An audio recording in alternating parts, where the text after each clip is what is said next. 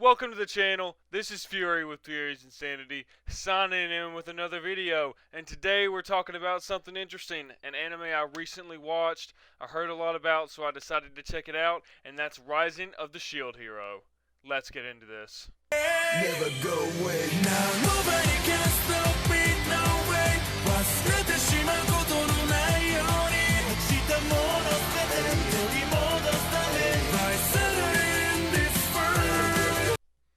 Something I would like to say real quick, I haven't been able to do a whole lot of anime on this channel because of recent copyright strikes, so I'm trying to do some more stuff. So I'm gonna play it a little lightly and see what I can work with, see what I can get around a little bit better. So if you do like the content, you'd like to see more, you'd like me to see me do this more, please leave a like, a comment, tell me what you'd like to see, any theories you'd like me to go with, because I really enjoy anime and I'd really like to make more videos on it. So one of the first things we're going to talk about, obviously, is the main character, Naofumi. Pretty cool guy. Obviously, he's the shield hero. He's one of the four cardinal heroes. The shield, the spear, the sword, and the bow. Alright? Each of them has their own class, obviously, their own upgrades. But what makes it interesting is the weapon or equipment they are given is what they have to use, no exceptions. The shield hero cannot pick up a sword or a spear or a staff or anything. The only weapon he is allowed to use in combat is a shield. The same thing goes for the spear, the sword, and the bow. There are no other weapons they can use. They can't pick up anything and use it as a shield. Even if it's not actually a weapon, they cannot use it, which is a very interesting factor in the show, and it plays an integral part in the development of some of the characters. Now, something to point out as soon as it starts, the shield hero is looked down upon from the very start. Everybody hates him. Nobody wants him around. And the king that summons the four cardinal heroes there barely even acknowledges his existence. They think he's weak. They think he's worthless. But it also plays in part to something that happened like in the past. The story in the anime hasn't got to that point yet, so we don't exactly know what it is if you're an anime watcher. By the way, I'm going to try to keep this slightly spoiler free. There will be spoilers, so warning, but I'm not going to go into anything super in depth with the story. Now, the world that they get dropped into is sort of like a video game. Each of the different heroes have stats and levels, and as they level up their stats through killing, completing quests, whatnot, they can gain new abilities. They can gain new pathways to unlock with their weapons. As for instance, as the shield hero levels up, he learns new ways to use his shield. He can use various shields. Like his shield will transform into like a leaf, and it has protection against poisons and stuff like that. And there's hundreds of different ways to upgrade it. The anime hasn't shown all the different ways. It hasn't really went super in depth with all the ways that he can use it, but it has showcased a lot of different shields throughout the anime, and a lot of them are pretty cool. Each of them have their own unique design and purpose, so it's pretty interesting. To start off the story, just to give you a little hint, something I really enjoyed about the anime was how it started off in the first place.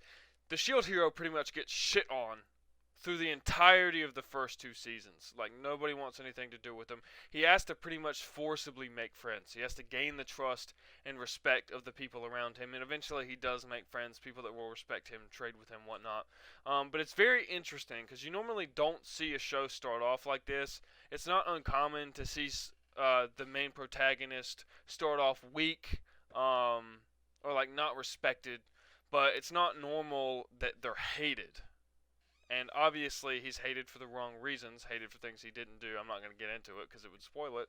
But it's very interesting, and I definitely enjoyed the path that he had to take in order to get to the position he has now. He had to really, really work for it. He started at the bottom with everybody hating him, and as he moved up, people started loving him. The people started to realize that he wasn't necessarily the person that the propaganda said he was, and it was a very interesting thing. It was very cool thing to see. Now, the other heroes are pretty much assholes. The spear hero is definitely the biggest asshole. I wouldn't necessarily say he's mean in percents. He's just very arrogant and ignorant. He pretty much believes what anybody tells him. So if somebody says, oh, this guy's a bad guy, you need to go kill him, oh my god, he's going to use his heroic spirit. He's going to go over there and he's going to try to kill him because he thinks he's righteous and he's the best that there is. That's just the kind of guy he is. Now, the other two aren't necessarily bad guys. They pretty much mind their own business, but they're pretty gullible in the same sense as the spear hero. Over time, they start to realize that Naofumi, the shield hero, is not necessarily as bad as everybody says he is. So they do have a little bit of common sense throughout the show, other than when they group up or like there's an event. You don't really get to see their development. Every once in a while, it'll tell you like a new ability that they've acquired or their level.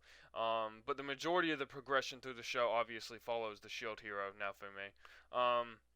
That's something I would have liked to see just a little bit more, a little bit of progression, like what did they go through, the quests that they went on, some of the upgrades that they've gotten, because that's one of the things that I enjoy seeing from Naofumi the most is the upgrades that he gets, the skills that he learns, the abilities that he gains. It's very interesting. It kind of gives that video game vibe while still kind of being in reality a little bit. Now, obviously, you can't just have the main character. There's always going to be a supporting cast. Two of the main characters that follow Naofumi around are Raphtalia and Philo. Raphtalia is probably my favorite character in the whole show. I think she has a lot of character, a lot of potential. She's really fun to have on screen, and her connections with Naofumi are very strong. Philo's pretty cool, kind of funny. She's not necessarily my favorite character. I don't know, kind of makes me feel a little awkward sometimes when she's on screen, like it's trying a little too hard. But she is a well-developed character. She's a bird that transforms into a human pretty much. So she's interesting. They're both bound to Naofumi. They're a part of Naofumi's group. And he finds both of them in interesting ways. I'm not going to spoil that for you guys because that's one of the coolest parts of the show. But the supporting cast is really strong. And there are other characters that come along throughout the show that really help to drive home the feeling of family that Naofumi builds as he's rebuilding renown or fame in this new world. Now, the world itself, and I wouldn't say it's necessarily untypical from your typical video game world in anime. There's lots of monsters, there's lots of beautiful scenery. It's pretty cool. It's split up into a bunch of different countries. It's not necessarily sure if there are other continents, but the main four countries that these heroes have been summoned to protect are all together. One of them is like a beast country where all of the like demi-humans, like all of the fox people, I guess you could say, goblins, humans, whatever, all reside together. There are a couple that are strictly humans. The one that they're currently in, the ones that they're summoned in, isn't necessarily friendly to demi-humans, where the other ones are a little bit more friendly. Haven't got to see a whole lot of the other kingdoms yet. I'm sure that's something they'll explore in the future. But, I mean, it seems like a pretty cool world. Seems like it has a lot of mysteries and things to offer, so I'm excited to see that.